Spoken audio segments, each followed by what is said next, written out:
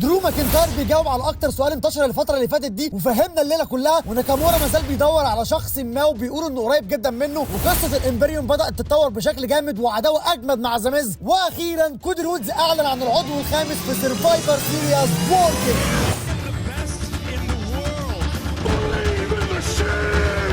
Give me a hell yeah! Acknowledge me. فتحنا العرض ولقينا درو ماكنتاير واقف في وشنا كده على الحلبه من غير دخله ومن غير موسيقى من غير اي حاجه خالص، والجماهير كلها عماله تعمل عليه صيحات الاستهجان. فبدا درو ماكنتاير بالكلام وقال: لا انا مش دومينيك ميستيريو عشان تعملوا معايا كده، انا عندي حق ان انا اتكلم الليله، فاهدوا كده واسمعوا الكلام اللي هقوله. انا ما كدبتش على اي حد، انا ما كدبتش على سيس رولينز الاسبوع اللي فات. لو انت مركز في العرض كويس هيبقى الموضوع واضح ليك من غير اي حاجه، ولو انت من محبين درو ماكنتاير فانت مش محتاج ان انا اشرح اي حاجه. اما لو انت قلبت عليا فانت اصلا ما كنتش من معجبيني من الاول، وانا مش مهتم للي في دماغك اصلا. انا اديت لجي اوسو اللي هو ما اداهوليش ابدا، هو كان بيهاجمني من ظهري مرارا وتكرارا كتير، لكن انا بصيت في عينه الاول قبل ما ارزعه الكليمور. ويا جاي لو انت فاكر اني هعتذر عشان خسرتك القاب التاج تيم، فانا مش فاكر ان جالي اي اعتذار واحد حتى، ولا جه لاي شخص تاني انت بوظت عليه حياته لما كنت مع عيلتك في البلاد لاين. كودي رودز جاب جي اوسو العرض الرو، بس انا كمان خدت بالي ان في سماك داون اللي فات كودي رودز هجم على جيمي اوسو وسولو سكوا، وربما في ناس كانت متضايقه من اللي حصل ده وعماله تقول لكودي نفس الكلام اللي كانت بتقوله لي، اللي هو عدي الموضوع بقى، انسى اللي حصل في الماضي، اتخلص من الماضي. لا، ليه لازم اننا نعدي اللي حصل؟ لا، او انا عن نفسي ليه لازم اعدي؟ ليه لازم انسى الماضي؟ انتوا عارفين جي اوسو خسرني ايه؟ خسرني اكبر لحظه في مسيرتي المهنيه، خسرني كلاش ذا كاسل هو وعيلته كلها، خسرني اكبر لحظه في حياتي قدام عيلتي. 16 سنه كنت بعيد عنهم وضحيت بكل حاجه عشان اوصل للحظه دي. في الليله دي انا ضربت ابن عمه، وكانت هتكون اللحظه الجامده قوي لعيلتي عشان يحتفل بانتصار ضخم،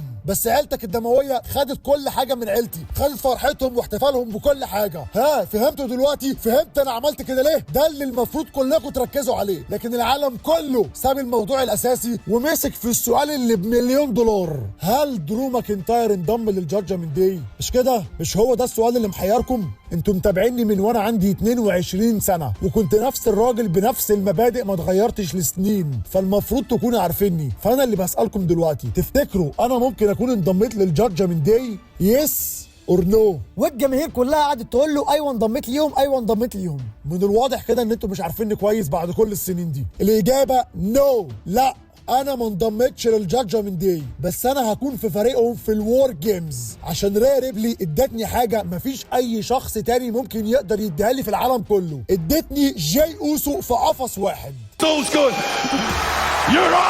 وقام دخل له جاي اوسو وراح جاي قال له انت خسرتني الاسبوع اللي فات القاب التاج تيم، فالكلام خلاص خلص، انت دلوقتي هتاخد مني ييت داون، وغالبا ييت داون دي اسم الضربه يعني. قام ساعتها لقينا الجادجمنت داي دخلوا بسرعه ووقفوا ورا درو ماكنتاير. قام درو ماكنتاير اللي هو تعالى لي يلا تعالى لي، انا مش عاوز حد يتدخل اصلا. بس في اللحظه دي دقت موسيقى سيس فريكن رولينز وسامي زين وكودي رودز، تحس انهم داخلين يتفقوا على صفقه، مش داخلين الحلبه عشان يتخانقوا ويصارعوا كده يعني. المهم اول ما طلعوا على الحلبه قام دخل بسرعه ادم بيرس وواقف في النص بينهم كده، وراح جاي قايل لهم اي حد فيكم هيبدا بالضرب في الثاني فهيطرد من الفريق وفريقه هيلعب ناقص في الوور جيمز. دلوقتي درو ماكنتاير بقى فريق الجادجمنت داي في الوور جيمز بشكل رسمي، ففريق كودي رودز دلوقتي محتاج عضو خامس في المباراه، والعضو ده لازم تلاقوه في نهايه الليله قبل ما العرض يخلص. تمام دي كده حاجه. الحاجه الثانيه، النهارده قبل الساعه الاخيره من العرض كل فريق منكم يختار واحد منهم عشان يلعبوا ضد بعض الليله مباراه الادفانتد ماتش، وفكره التدخلات الخارجيه اللي بتعملوها دي تنسوها خالص. وقام جاي رامي المايك وقعدوا كلهم يبصوا لبعض شويه كده، وانتهت الفقره دي.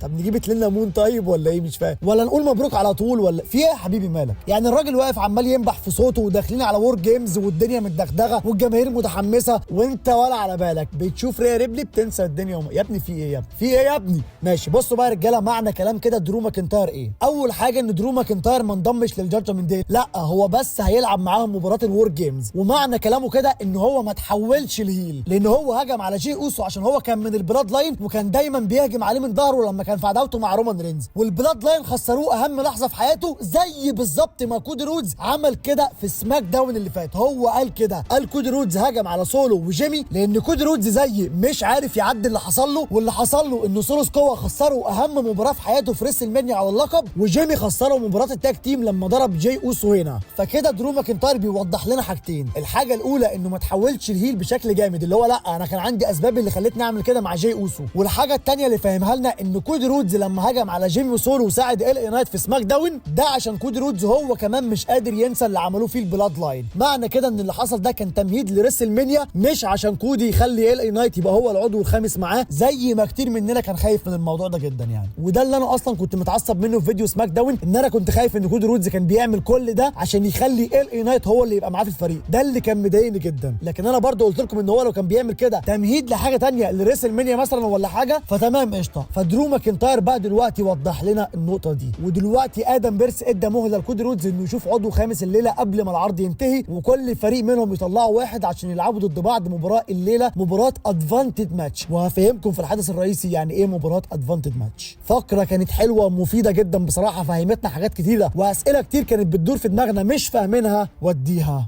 8.5 من 10.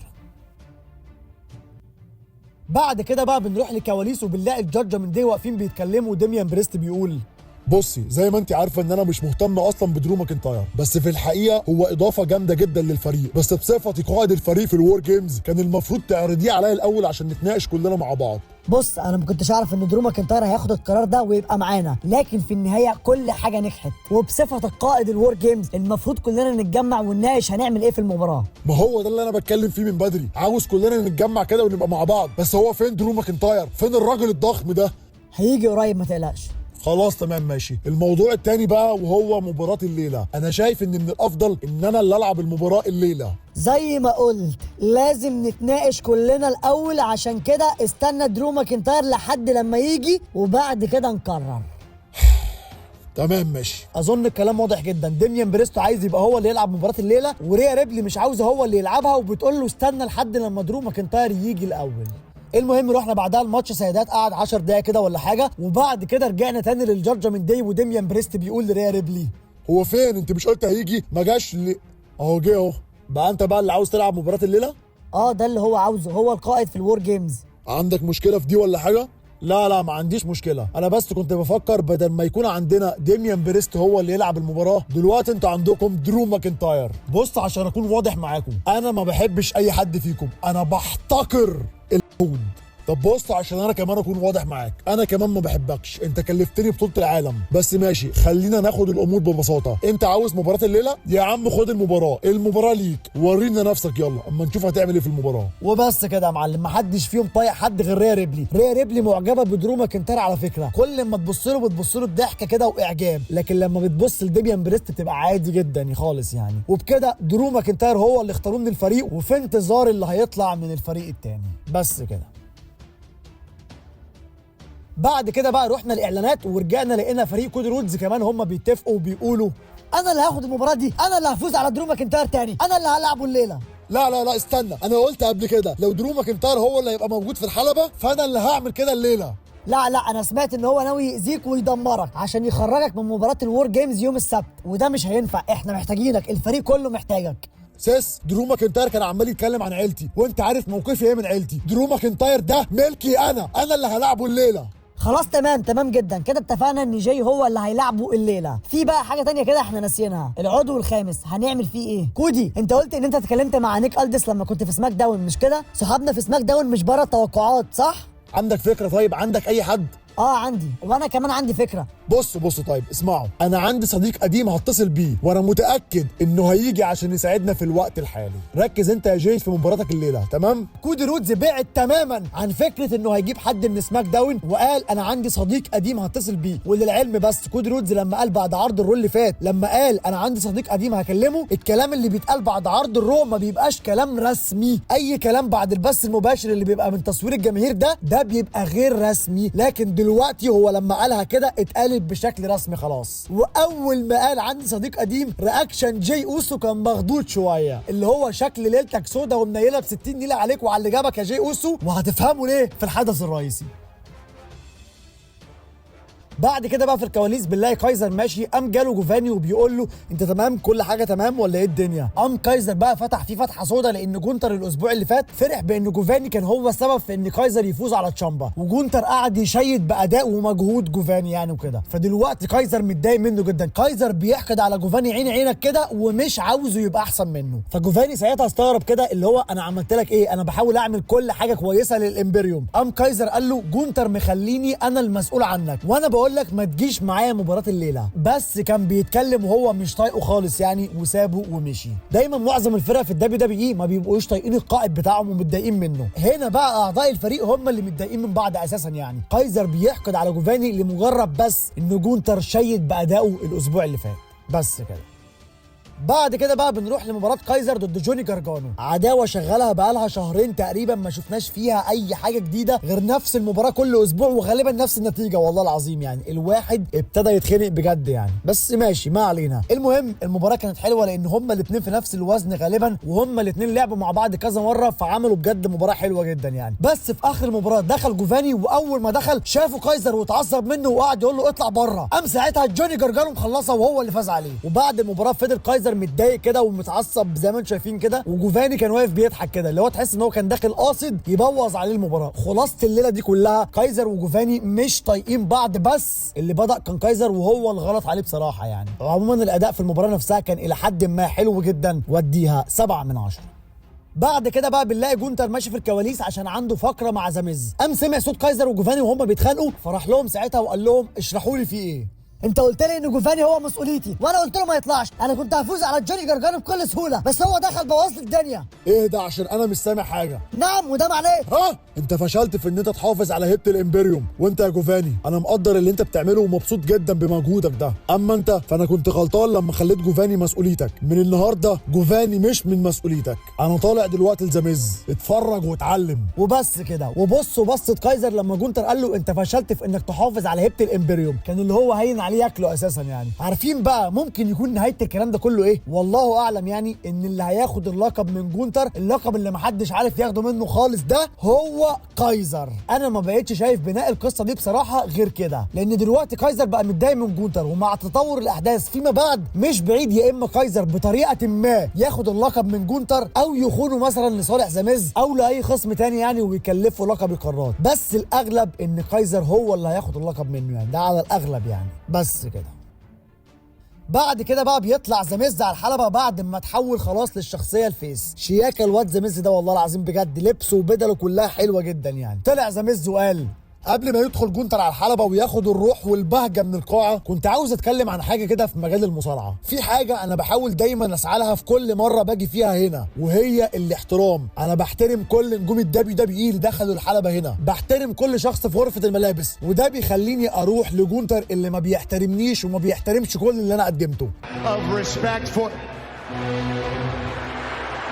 اسمح لي اوضح لك حاجه كده، انا ما بحترمكش خالص يا مز، والظاهر ان انت اللي لسه مش فاهم ان الحلبه دي مخصصه للقتال والمنافسه، لكن انت مجرد تافه، انت مجرد فنان. انت بتتكلم كده وكانها حاجه وحشه يعني. ايوه انا فنان وفخور جدا بده، انا نجم الدبليو دبليو اي لان انا بعمل كده جوه الحلبه وبره الحلبه، زي بالظبط كل النجوم اللي طلعوا في الدبليو دبليو اي وانا كنت بتفرج عليهم وانا طفل، زي راندي سافيج وريك رود وهيرت بريك شون مايكلز، ولما كان بيجي بريت المقاتل هارت لما كان بيجي ويدي النضاره الشمسيه بتاعته لطفل، كنت بتمنى اكون انا الطفل ده. كل النجوم دي شالت اللقب الجامد ده، عشان كده انا كافحت واتعلمت ونضلت لمده 20 سنه عشان اعرف اخد اللقب اللي كان شايله ابطالي، واحنا لسه بنتكلم عنهم لحد دلوقتي وبنفتكرهم، وده عشان هما ما كانوش روبوتات زيك. هو بيقوله من الاخر ان انت انسان آلي ما بتحسش وما عندكش دم، انما انا زي الابطال اللي عدوا على الشركه طول السنين اللي فاتت دي، انا بطل جوه الشركه وبره الشركه، وبتبقى روحي حلوه مع الابطال، لكن انت حيوان. ده معنى كلام زاميز يعني، ده كان مضمون الحوار كل اللي هم قاعدين بيتكلموا عنهم، لان هم قعدوا يتكلموا كتير جدا وكلام كله بيدور حوالين الحته دي. زاميز كان بيقول له احنا ما نعرفش انت جيت منين ووصلت للي انت فيه ده امتى، بس انا في سرفايفر سيريس هوديك للقاع من تاني وهخليك تحترمني غصب عنك، وهفوز باللقب للمره التاسعه في تاريخي. وجونتر كان بيقول له انت بعد 20 سنه لسه زي ما انت، لسه تافه، لسه ما قدرتش حتى توصل للابطال اللي انت كنت بتحبهم وبتتكلم عنهم، انت زيك زي اي حد ملوش اي 30 30 لازمه في الشركه. وقعد يقول له لو انت شايف غير كده يلا دافع عن نفسك، يلا وريني نفسك. وفضل يستفزه كده كتير. قام ذا ميز راح جاي ماسك فيه، ومن هنا لهنا ذا ميز راح جاي مفنشه وسابه مرمي على الارض ورفع اللقب. والبرومو راح في الاخر لذا ميز، وانتهت الفقره دي على كده. حرفيا البرومو ده كان فيه شيء من الفخامه والجمدان كده، والله العظيم بصراحه الصوره جامده، المشهد جامد. ذا ميز من افضل الناس اللي اتكلمت على المايك بجد والله العظيم. يعني الواد ده كان مدفون في الشخصيه المستفزه اللي هو كان عايش فيها طول سنين حياته دي. حقيقي انا البرومو ده عجبني جدا من الاثنين دول، بس انا اختصرته لكم لان هو كان طويل جدا جدا وكل الكلام كان عادي، يعني ما كانش فيه حاجه مميزه. فقره كانت جامده جدا منهم هما الاثنين بصراحه، وديها 8.5 من 10. بعد كده بقى بنروح لمباراة ناكامورا وتشات جيبل، وكالعادة عملوا هما الاثنين مباراة حلوة جدا، بس في الاخر خلصها ناكامورا بتثبيتة سريعة وهو اللي فاز. يعني كده ناكامورا خلال الفترة دي هزم ريكوشيه واكيرا توزوا واوتس وتشات جيبل. وبعد ما العرض خلص لقينا الدبليو دبليو اي منزله الفيديو ده لناكامورا على الانستجرام، وهو بيقول فيه هو انا المفروض استنى قد ايه؟ انا مستعد للقتال، انت فين؟ انا عارف انت فين، وعارف ان انت قريب جدا، وانا هاخد كل حاجه منك عشان دي فرصتي. انا مستنيك، انا في انتظارك. ده اللي قاله ناكامورا بعد العرض، واللي الدبليو دبليو اي نزلته. معنى كده ان ناكامورا مستني الشخص اللي كلنا مستنيينه، وربنا يستر وما يطلعش في الاخر اومس ولا حاجه، عشان ساعتها احنا هنتجلط، هيجي لنا جلطه كده، هنتشل ساعتها والله العظيم بعد كل اللي هم بيعملوه ده. وساعتها هيبقى هنيئا لك انت وهو، هنيئا ليكوا كلكم كده. تمام؟ خلصانه. مباراه كانت حلوه متوقعه جدا، واديها 7 من 10. وقبل ما نكمل بشكر اخويا وحبيبي في الله محمد فينيكس من السعوديه، وبقول لك لا خلاص اعتقد بعد فقره درو ماكنتاير كده الامور وضحت وهتوضح اكتر في الحدث الرئيسي، فخلاص كده يعني لا ما تكرهش كود رودز ولا اي حاجه، لا ارجع في كلامك. وشكرا جدا ليك يا محمد والله. وبرده بشكر اخويا تركي من السعوديه، وبقول لك سي ام بانك قدامه حاجه من الاثنين، يا اما هيرجع في سرفايفر سيريس وده الاقرب انه يرجع فيه، يا اما في الرويال رامبل. لو ما رجعش في حاجه من دول يبقى خلاص كده مش هيرجع، بس كده. بعد كده بقى بنروح للحدث الرئيسي الجامد جدا معانا، جاي اوسو ضد المحارب الاسكتلندي درو ماكنتاير. بدأت المباراة وكانت مباراة جامدة جدا بينهم هما الاثنين، وكان اغلبية الوقت درو ماكنتاير هو اللي مسيط. انت هتعمل ايه؟ لا ما اتفقناش على كده. هتضربه. يا راجل ده انا دماغي راحت لبعيد يا راجل. وفضلوا يدبوا في بعض هما الاثنين، ده يسيطر شوية وده يسيطر شوية، بس كان في الاغلب درو ماكنتاير هو اللي مسيطر يعني، وهو اللي فاز في الاخر بشكل نضيف جدا، وده شيء طبيعي جدا يعني. بعد المباراة بقى درو ماكنتاير حالف ما يسيب جاي اوسو في حاله، حالف لا يدغدغه النهارده ولسه هيكمل عليه، وقام جاي داخل الجادجمنت داي واتلموا على جاي اوسو، وعينك ما تشوف الا النور، قام دخلهم بسرعه كودي رودز وسامي زين وسيس فريكي رولينز بالكراسي، ونزلوا دب فيهم لحد لما رموهم بره الحلبه، والجماهير كلها في اللحظه دي عماله تهتف وتقول راندي اورتن راندي اورتن راندي اورتن، وكلنا حرفيا قاعدين مستنيين راندي اورتن. قام مسك كودي رودز المايك وقال انا سعيد جدا على فكره ان انتوا اللي خدتوا الادفانتج ماتش، انا سعيد جدا برضو ان انتوا معاكم نجم على مستوى عيار درو ماكنتاير، عشان احنا برضو مش هنبقى لوحدنا، احنا لقينا العضو الخامس، شخص ليا معاه تاريخ. انتوا عارفين انا بتكلم عن مين؟ Is the Apex Predator! في الحقيقه اعتقد كل الناس دي عارفه هو مين، انت ما بتسمعش اصوات حوالين راسك كده وخلاص، لا لان الناس دي كلها على حق. alright. ورمى المايك وانتهى العرض الجامد ده على كده. حرفيا الكلمتين اللي قالهم كودي رودز قالهم بطريقه جامده جدا، حسسني ان هو متحمس بعوده راندي اورتن اكتر من الجماهير نفسها، اصلا اكتر بقى احنا متحمسين اساسا. بجد تقديمه كودي رودز عن راندي اورتن جامده وحماسيه وحمستني جدا جدا بصراحه، بالرغم من اني كنت متضايق جدا ان راندي اورتن ما رجعش، الا ان طريقه كلامه كانت جامده جدا وهو بيقدم الفايبر راندي اورتن في سرفايفر سيريس وور جيمز.